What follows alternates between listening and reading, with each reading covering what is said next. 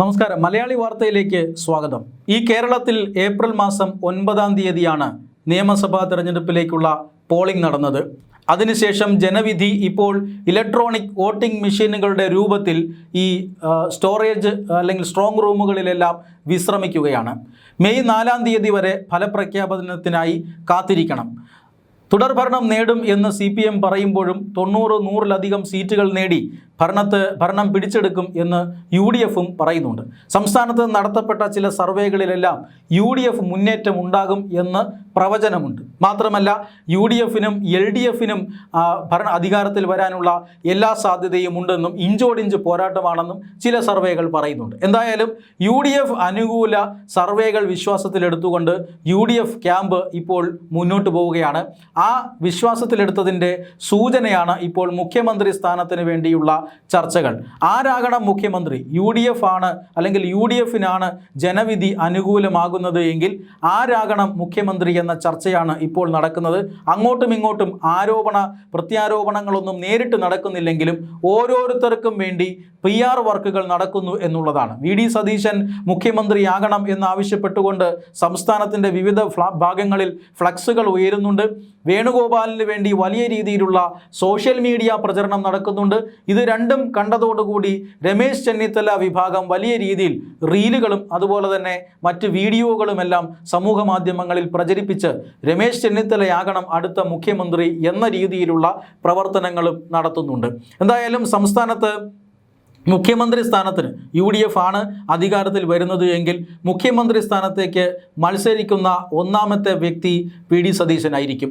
കാരണം VD സതീശനായിരുന്നു പ്രതിപക്ഷ നേതാവ്. സർക്കാരിനെതിരായിട്ടുള്ള സമരങ്ങൾ നയിച്ചത് VD സതീശനായിരുന്നു. VD സതീശൻ മുഖ്യമന്ത്രി സ്ഥാനത്തേക്ക് വരിക എന്ന ലക്ഷ്യത്തോടെ ആയിരിക്കാം ഒരുപക്ഷെ KPCC പ്രസിഡന്റിനെ അടക്കം മാറ്റിയത്. അതുകൊണ്ട് തന്നെ VD സതീശൻ താൻ മുഖ്യമന്ത്രിയാക്കപ്പെടും അല്ലെങ്കിൽ തൻ്റെ പേരായിരിക്കും നിർദ്ദേശിക്കുക എന്ന രീതിയിൽ വലിയ വിശ്വാസത്തിലാണ് എന്നതാണ് ഇപ്പോൾ ലഭിക്കുന്ന റിപ്പോർട്ടുകൾ. മാത്രമല്ല VD സതീശനോടൊപ്പം തന്നെ ഈ രംഗത്ത് മത്സര രംഗത്തുള്ളത് രമേശ് ചെന്നിത്തലയാണ്. രമേശ് ചെന്നിത്തല വളരെ മുതിർന്ന ഒരു നേതാവാണ്. മാത്രമല്ല രമേശ് ചെന്നിത്തലയ്ക്ക് കോൺഗ്രസിൽ വലിയ രീതിയിലുള്ള പരിഗണന ലഭിക്കുന്നില്ല എന്നൊരു പരാതി അദ്ദേഹത്തിനുണ്ട്. മുൻ KPCC പ്രസിഡന്റായിരുന്ന വ്യക്തിയാണ്, മുൻ ആഭ്യന്തരമന്ത്രിയായിരുന്ന വ്യക്തിയാണ്. സീനിയോറിറ്റി വെച്ച് നോക്കിക്കഴിഞ്ഞാൽ ഇപ്പോൾ രമേശ് ചെന്നിത്തലയ്ക്ക് വലിയ ചാൻസാണുള്ളത്. മാത്രമല്ല K സുധാകരൻ എന്നൊരു മറ്റൊരു മുൻ KPCC പ്രസിഡന്റ് കൂടി മുഖ്യമന്ത്രി സ്ഥാനത്തേക്ക് ഉള്ള മത്സരത്തിനുണ്ട്. കാരണം ഈ സീറ്റ് ചർച്ചകൾ നടന്നപ്പോൾ തന്നെ K സുധാകരൻ അതിനുവേണ്ടി ശ്രമിച്ചതാണ്. MP മാർ മത്സരിക്കേണ്ടതില്ല എന്ന പാർട്ടി തീരുമാനം മറികടന്നുകൊണ്ട് മത്സരിക്കാനുള്ള സമ്മർദ്ദം ചെലുത്തുന്നു.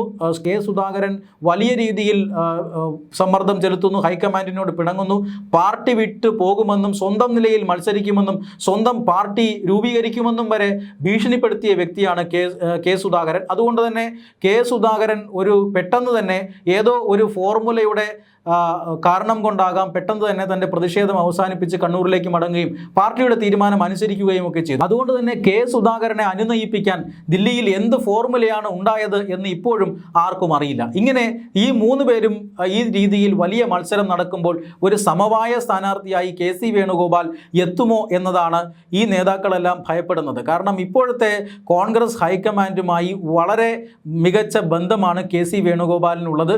മാത്രമല്ല KC വേണുഗോപാലിന് AICC ജനറൽ സെക്രട്ടറി എന്ന നിലയിൽ വലിയ ഒരു മുൻതൂക്കവുമുണ്ട്. ഇതെല്ലാം മറ്റ് നേതാക്കളെ ഭയപ്പെടുത്തുന്നുണ്ട്. അതോടൊപ്പം തന്നെ മുസ്ലിം ലീഗ് ഈ ചർച്ചകളിൽ വലിയ പ്രതിഷേധം അറിയിച്ചിട്ടുണ്ട്.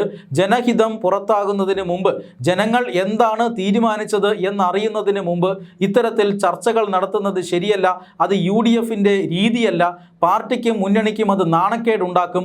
ജനഹിതം ആദ്യം പുറത്തു വരട്ടെ എന്ന ഉപദേശവുമായി എന്ന ഒരു മുന്നറിയിപ്പുമായി മുസ്ലിം ലീഗും ഇപ്പോൾ രംഗത്തെത്തിയിട്ടുണ്ട്. ഇനി അതല്ല, നിങ്ങൾ ഈ രീതിയിൽ മത്സരം കടുപ്പിക്കാനാണ് തീരുമാനമെങ്കിൽ ഞങ്ങളും മത്സര രംഗത്തുണ്ട് എന്നൊരു സൂചന കൂടി ഇന്ന് മുസ്ലിം ലീഗ് നൽകിയിട്ടുണ്ട്. അതായത് UDF എല്ലാം യോഗം കൂടി മുഖ്യമന്ത്രി സ്ഥാനം ഈ ലീഗിൽ നിന്നാകട്ടെ എന്ന് തീരുമാനിച്ചാൽ ഞങ്ങളത് വേണ്ടെന്ന് പറയില്ല എന്നാണ് ഇന്ന് മുസ്ലിം ലീഗ് പ്രസ്താവന നടത്തിയിരിക്കുന്നത്.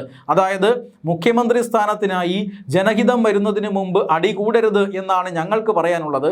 ഇനി അത് കേൾക്കാതെ നിങ്ങൾ ഈ അടിപിടി തുടരുകയാണ് എങ്കിൽ ഞങ്ങളും ആ മത്സര രംഗത്തുണ്ടാകുമെന്ന സൂചനയാണ് ഇപ്പോൾ മുസ്ലിം ലീഗ് നൽകിയിരിക്കുന്നത്. അതുകൊണ്ട് തന്നെ മുസ്ലിം ലീഗിൻ്റെ ഈ മുന്നറിയിപ്പ് വന്നയുടൻ കോൺഗ്രസ് ഇക്കാര്യത്തിൽ നടപടി സ്വീകരിച്ചിരിക്കുന്നു. KPCC അധ്യക്ഷൻ സണ്ണി ജോസഫ് ഇപ്പോൾ തന്നെ നേതാക്കൾക്ക് അന്ത്യശാസനം നൽകിയിട്ടുണ്ട്. പരസ്യമായി യാതൊരു ചർച്ചയും മുഖ്യമന്ത്രി സ്ഥാനത്തെക്കുറിച്ച് ഉണ്ടാകരുത് എന്ന് കൃത്യമായി നേതാക്കളെ അറിയിച്ചിട്ടുണ്ട്. AICCയും ഇതുമായി ബന്ധപ്പെട്ട മുന്നറിയിപ്പുകൾ നൽകിയിട്ടുണ്ട്. കോൺഗ്രസിൽ ഇങ്ങനെ മുഖ്യമന്ത്രി ചർച്ചകൾ, മുഖ്യമന്ത്രി ആരാണ് എന്നുള്ളതിനെക്കുറിച്ചുള്ള ചർച്ചകൾ ജനഹിതം വരുന്നതിന് മുമ്പ് തന്നെ നടക്കുന്നത് വലിയ രീതിയിലുള്ള പ്രതിഷേധം അണികൾക്കിടയിൽ ഉണ്ടായിട്ടുണ്ട്.